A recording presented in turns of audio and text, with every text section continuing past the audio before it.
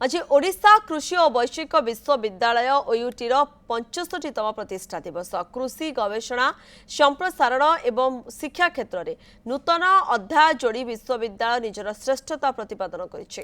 राज्य सरकार ओयूटी अधीन में 4टी नूतन महाविद्यालय प्रतिष्ठा पाई अनुमोदन प्रदान करिसेंति। आज प्रतिष्ठा दिवस अवसर में ओयूटी प्राणी चिकित्सा महाविद्यालय परिसर में निर्मित अत्याधुनिक वेटेरिनरी क्लिनिकल कॉम्प्लेक्स को उपमुख्यमंत्री कनक वर्धन सिंहदेव उद्घाटन करेंगे। एठारे बुला और गृहपालित प्राणी अत्याधुनिक चिकित्सा सुविधा मिल पार।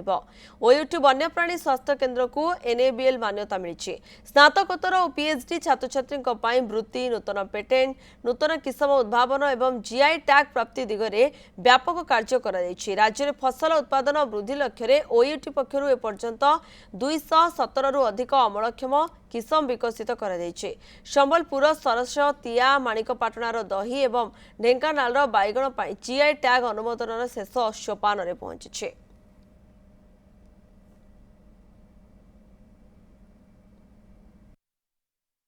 आमे धान फसल रु अणधान फसल को निजर दृष्टि बदलैचु एवं कोरापुटर आंब अदा कोरापुटर कला हलदी फुलबाणीर नाली आलू यही सब जो आमर निजर ऐतिह्य फसल ऐतिह्य किसम ताकू मध्य आमे विकसित करिचु एवं ताहा किसम अनुमोदन कमिटी द्वारा मध्य अनुमोदित होईची सरकार नोटिफिकेशन मध्य हो सारी।